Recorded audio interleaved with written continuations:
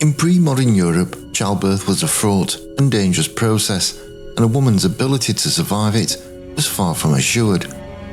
For women of the royal court and aristocracy, the pressure to produce a male heir compounded these risks. It is a common misconception that, due to their privilege and access to the best physicians of the era, royal women were somehow insulated from this danger. In reality, while their care was elaborate, it was often misguided, rooted in an incomplete understanding of anatomy and hygiene.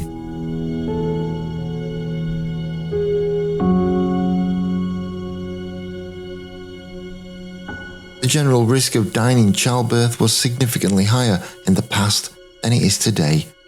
Demographic research from the pre-industrial period suggests that the average maternal mortality rate was approximately 1.2 deaths per 100 live births, or 120 per 10,000 live births.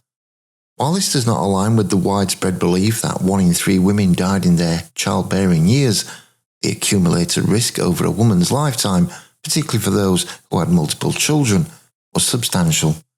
For a married woman between 1500 and 1800, the lifetime risk of dying from a maternal cause was about 5.6%, or roughly 1 in 18. For those in cities, the mortality rate was even higher, reaching 1.5 to 2.5%, the high rates of death for aristocratic women, with one historical source noting a 45% mortality rate before the age of 45, which can be understood in this context where repeated pregnancies significantly multiplied the risk. The medical landscape of the time offered little in the way of effective intervention. Physicians, often operating from a non-interventionalist philosophy, sometimes actively harmed their patients with practices such as bloodletting and strict diets that weakened the mother's health. While some tools, such as forceps, were available, they were considered a last resort. The lack of knowledge regarding bacterial infection, particularly puerperal fever, meant that even the most meticulous birthing chambers could become sites of contagion, as was the case for 3 of the women in this video. It was not until the late 19th and early 20th centuries that the medicalisation of birth improved sanitation and a deeper understanding of obstetrics began to reduce maternal deaths dramatically. I'll now detail the lives of 5 extraordinary women who, despite their power and status, were ultimately bound by this universal peril. Their stories serve as a powerful testament to the risks inherent in a royal duty that demanded the ultimate sacrifice. The life of Elizabeth of York was a testament to the power of a woman to unite a fractured kingdom. Born into the House of York, she was the daughter of King Edward IV and Elizabeth Woodville. Her early life was marked by the brutal conflict of the Wars of the Roses, culminating in the disappearance and presumed murder of her younger brothers, the princes in the Tower.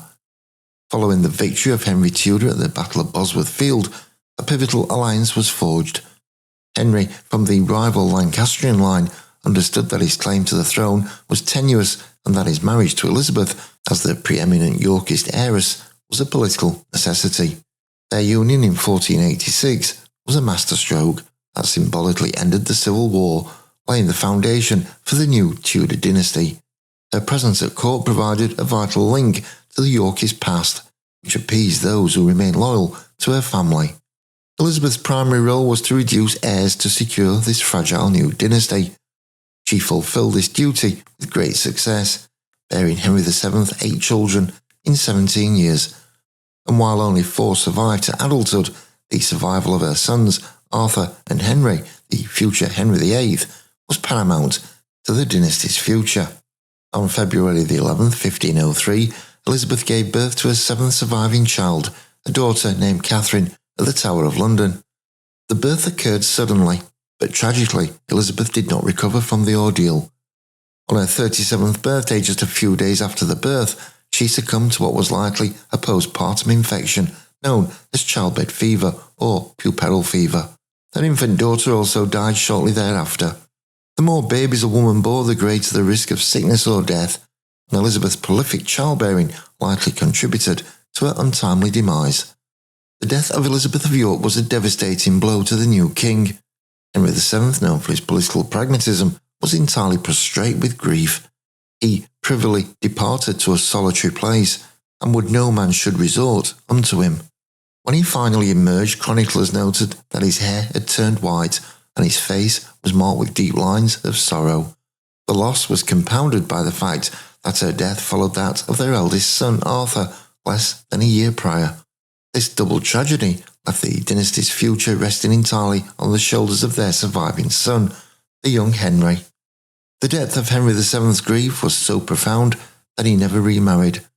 In a letter written 4 years later, his son, the future Henry VIII, lamented the death of another king by stating, "Ever since the death of my dearest mother, hath there come to me more hateful intelligence." This tribute to his mother's memory speaks to the deep emotional wound Elizabeth's passing left on the royal family. Her death removed the living symbol of the dynastic union and left a personal and political void that her husband chose never to fill. Jane Seymour rose to prominence at a time of significant instability in the court of Henry VIII. She became the king's third wife just days after the execution of her predecessor, Anne Boleyn, in May 1536. As Queen, Jane was known for her conservative demeanour and her dedication to decorum, a stark contrast to Anne Boleyn's more flamboyant style. She used her position to help reconcile Henry with his estranged daughter, Mary, a significant diplomatic achievement. Despite being in a position to influence the king, Jane was reportedly conservative in her political involvement, having been rebuffed by Henry when she requested pardons for participants in the Pilgrimage of Grace. But her primary duty, and the one which her standing depended, was to produce a male heir. This expectation was so intense that Henry delayed her coronation until she had fulfilled this royal duty. On October 12, 1537, Jane gave birth to a son, the future King Edward VI, at Hampton Court Palace. The birth of a healthy male heir was the answer to Henry's prayers and solidified her place in history. The king was reportedly filled with joy, weeping as he held his infant son. However, this period of triumph was tragically short-lived. Jane did not recover from the long and arduous labour, and less than 2 weeks later, on October 24th, 1537, she died from postnatal complications, widely believed to be puerperal fever, the same infection that would claim Catherine Parr's life. The king's reaction was one of overwhelming grief and devastation. He retreated to Esher Palace, a secluded location, to pass his sorrows and mourn his loss. Chroniclers noted that he was in a need of consolation from his subjects at a time that should have been marked by celebration. Henry's sorrow was so deeply personal, perhaps reawakening the painful memory of his mother, Elizabeth of York's death, in similar circumstances. Yet his grief was also intertwined with the practical relief that she had given him what he desired most, a legitimate male heir. Henry VIII had Jane buried in a lavish queen's funeral, a distinction no other of his wives would receive. Her legacy was so potent that Henry would later be interred alongside her in St George's Chapel, Windsor Castle. In death, Jane Seymour was immortalised as the mother of the king and the wife who provided the one thing Henry's tumultuous search for a son had required. Catherine Parr is often remembered as the sixth and final wife of Henry VIII, the one who survived. An intellectually formidable and politically savvy woman, she was a devout Protestant reformer who used her influence to mend the king's relationships with his children, Mary, Elizabeth and Edward, even restoring them to the line of succession. Her reformist views, however, nearly cost her life. In 1546, a conservative faction at court, led by Bishop Gardiner, convinced the aging and paranoid Henry to sign a warrant for her arrest on charges of heresy. Catherine famously avoided this fate by using her wit and charm to appease the king, promising she had only argued with him to take his mind off his own illness. By carefully deferring to her husband, she survived what her predecessors could not. Upon Henry VIII's death, Catherine was free to marry the man she had loved for years, Thomas Seymour, the brother of the late Queen Jane. In 1548, at the age of 36, she became pregnant with her first and only child, a daughter named Mary Seymour.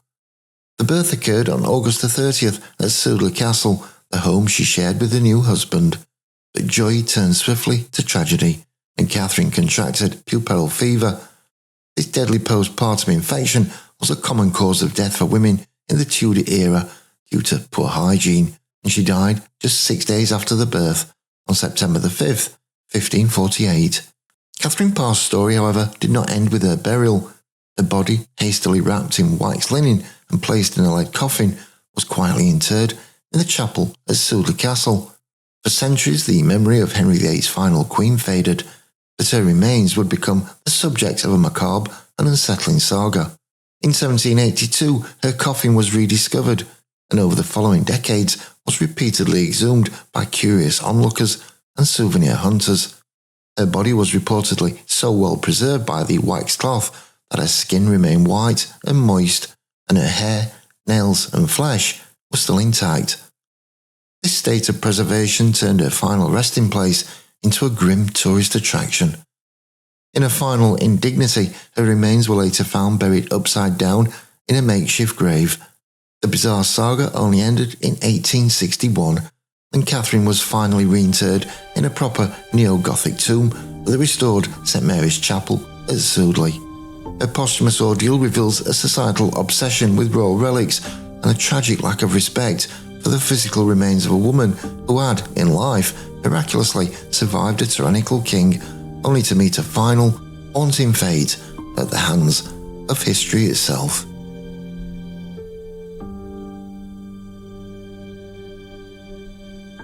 Mary de Bohun holds a unique and crucial place in this history, as she was not a crowned queen consort. She was, however, the first wife of Henry Bolingbroke, who would later depose King Richard II to become King Henry IV.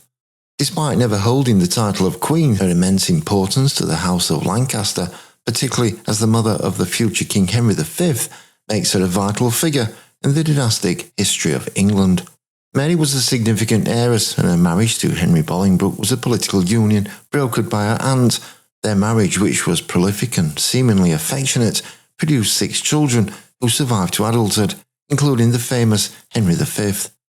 Over the course of their marriage, Mary lived a relatively quiet life in the countryside. At the same time, her husband was increasingly active in the political life of London. The rate at which the couple produced children suggests they enjoyed a happy domestic life despite the distance that often separated them. In June 1394, Mary de Bohun gave birth to her 7th child, a daughter named Philippa. The baby survived and would later be married to Eric of Pomerania, King of Denmark and Norway. However, Mary did not live to see her daughter thrive. She died shortly after the birth at the age of 26 at Peterborough Castle and was buried on July the 6th, one day after her mother-in-law, Joan of Kent. While the specific cause of her death is unclear from historical records, her young age and the circumstances point to complications from childbirth, a common fate for women who underwent rapid childbearing.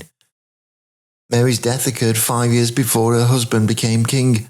This pre-accession tragedy placed her in a different category than the other women in this video. Her death did not create a succession crisis, but instead removed a potential queen and mother of future royal children from the political stage. Had she lived, she would have been a queen consort and an influential figure, but instead Henry IV ascended the throne as a widower. His personal reaction to her death is not explicitly recorded. Still, the fact that he waited until 1403 to remarry may suggest a period of mourning and affection for the mother of his children. Mary de Bohun's legacy is defined by her role as the matriarch of the House of Lancaster and the mother of the legendary conqueror of France, a testament to her importance, despite never wearing the crown of England herself.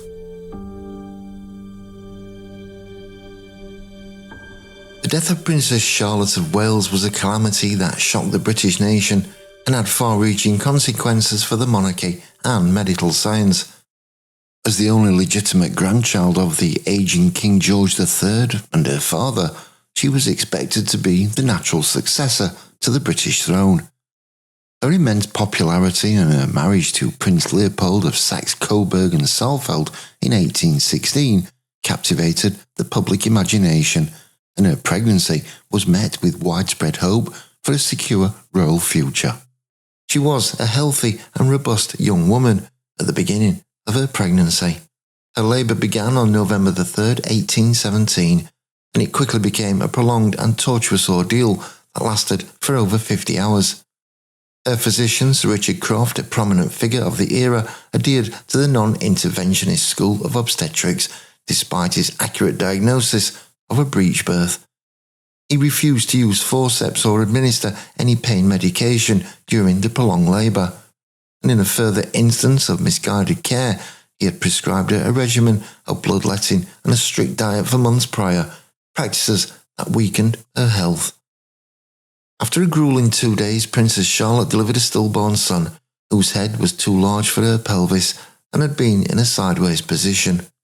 Initially, Charlotte appeared to recover and was given port wine, a common practice at the time. However, just 5.5 hours after the delivery, she became restless, developed a rapid pulse, and began to have difficulty breathing. The princess died in the early hours of November the 6th from postpartum hemorrhage and shock at just 21 years old. Her death was described as a triple tragedy, as it claimed the lives of the mother, the child, and 3 months later, her physician, Sir Richard Croft, who died unable to bear the weight of public criticism and the responsibility for her death. The nation's grief was unprecedented, drawing mourning crowds on a scale not seen again until the funeral of Princess Diana in 1997. The death of the beloved heir precipitated a major succession crisis among her aging uncles, ultimately leading to the birth of her cousin, the future Queen Victoria. More significantly, Princess Charlotte's death became a catalyst for change in British medical practice. The tragedy exposed the flaws of the conservative, non-interventionist school of obstetrics. Public outcry and the stark failure of the attending physicians led to a re-evaluation of medical practices. This pivotal moment ended arch conservatism and gave rise to rational intervention, which included the use of ergot to stimulate contractions, and over time, a greater acceptance of new technologies like anesthesia and blood transfusions to make childbirth safer and less painful. The deaths of these 5 women, separated by centuries, reveal a consistent and profound vulnerability to the dangers of childbirth. While the medical and political landscapes change dramatically, a common thread of human and dynastic tragedy connects their stories. The deaths of Elizabeth of York, Jane Seymour, and Catherine Parr were almost certainly caused by puerperal fever, a common and often fatal infection of the pre-antibiotic era that proliferated in birthing environments, regardless of social status. In contrast, Princess Charlotte's death was a clear case of postpartum hemorrhage and shock, a direct and immediate consequence of a difficult labour and the medical practices that failed to intervene. This distinction highlights the slow and often painful shift in medical understanding from sanitation, the cause of puerperal fever, to a focus on direct obstetrical complications. The political ramifications of their deaths were equally varied. Elizabeth of York's passing was a blow to the still fragile Tudor dynasty, removing the living symbol of the York-Lancaster union and forcing her husband to rely solely on their male heirs. Jane Seymour's death, while personally devastating to Henry VIII, was a political victory, as she had secured the succession by providing a living male heir, Edward VI. Conversely, Mary de Bohun's death occurred before her husband was king, meaning her loss was a personal rather than dynastic calamity, though it did mean the future Henry V would have no queen mother. Princess Charlotte's death as the sole heir to the throne was a national crisis that had both immediate political effects, forcing her aging uncles to procreate, and a long-term legacy of medical reform. The personal reactions of their husbands also reveal a range of emotions. Henry VII's grief for Elizabeth of York was so profound that it physically altered him and led him never to remarry, a testament to a deep and abiding personal bond. Henry VIII's sorrow for Jane Seymour was intense. Still, it was also tempered by her political relief of having a son, a duality reflected in his elaborate mourning and his continued pursuit of a male heir in later marriages. The latter, macabre fate of Catherine Parr's remains, offers a haunting coda to her remarkable life, suggesting that even in death, these powerful women were not always afforded dignity or peace. The stories of these 5 women serve as a powerful testament to a shared vulnerability that transcended the enormous chasm between their stations and the rest of the population. Despite their power and privilege, they were just as susceptible to the unpredictable and life-threatening nature of childbirth as any other woman of their time. The stories of Elizabeth of York, Jane Seymour, Catherine Parr, Mary de Bohun, Princess Charlotte of Wales are not merely footnotes in a list of historical tragedies. They are a poignant reminder that royal blood offered no immunity to the universal dangers of procreation. Their deaths were far more than a personal sorrow. They were pivotal moments that altered the course of dynastic succession, shaped the political landscape, and even instigated a lasting revolution in medical science. Their collective experience provides a powerful and humanizing lens through which to view a fundamental aspect of royal history.